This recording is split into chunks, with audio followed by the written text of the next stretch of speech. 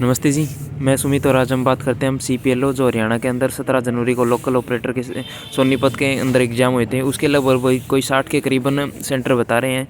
तो उसके अंदाजे से होना चाहिए भी कम से कम 20 या 30 हज़ार बच्चों ने ही वो ज़्यादा पेपर दिया होगा, ज़्यादा से ज़्यादा। और उसके अंदर सिलेक्टेड होने वाले बच्चे भी 15,000 होने अगर फेज़ 2 एग्ज़ाम हुआ तो। और आपके कुछ क्वेश्चन हो सकते हैं ऐसे, तो मैं उनका रिप्लाई देता हूं। जैसे सीपीएलओ में लगने के साथ साथ हम क्या कर सकते हैं। लोकल ऑपरेटर का पता होगा आपको, एक लोकल ऑपरेटर की सैलरी कम से कम 10 या 15,000 के बीच में हो सकती है। और उसके साथ साथ हम खुद का क्या काम कर सकते हैं, स्टेशनरी रख सकते हैं भाई, साथ साथ में हम और प्रिंटर रख सकते हैं जिससे फ़ोटोकॉपी वगैरह कुछ निकाल के दे सकें, जिससे हमारा साथ साथ और रोज़गार बढ़ जाए। और हम ई मित्र और सीएससी वाला का काम भी ले सकते हैं, वही काम होना है वैसे तो। पर एक बैंक का नहीं होता, जो बैंक आजकल हर गाँव में एक सीएससी की तरह बैंक खुले हुए हैं जो बैंक का काम करते हैं, खाते में से हम पैसे निकलवा सकते हैं, जमा करवा सकते हैं। वो काम भी हम इसके साथ साथ कर सकते हैं। और दूसरा क्वेश्चन अब बताऊं तो आपका दूसरा क्वेश्चन क्या हो सकते हैं, क्या एक ही पंचायत से 2 सीपीएल हो सकते हैं भाई? हाँ भाई, एक ही पंचायत से 2 सीपीएल हो सकते हैं।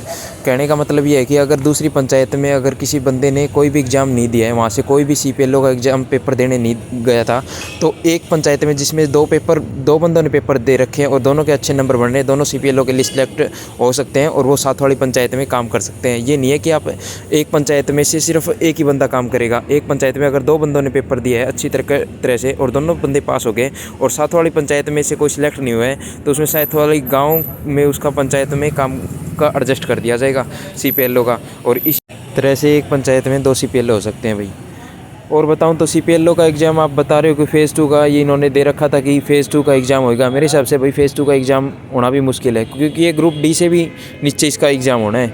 ये ग्रुप ई की मान लो, इसमें डी की तो सैलरी भी 20-25 हज़ार के बीच में है हरियाणा में। तो ये तो कोई सरकारी नौकरी तो है नहीं, क्योंकि हरियाणा में सिर्फ 2 ही डिपार्टमेंट सरकारी नौकरी का पेपर लेते हैं, एचएसएससी और एचपीएससी। और ये क्या था भाई क्वेश्चन, क्या औरतें भी लोकल ऑपरेटर बन सकती हैं? हाँ भाई, लोकल ऑपरेटर बन सकती है, घर में उनका तो फ़ायदा हो रहा है।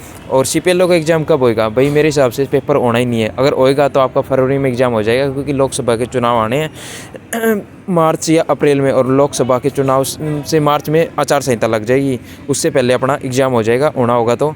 और कुछ पूछना हो तो भाई कमेंट कर देना। धन्यवाद।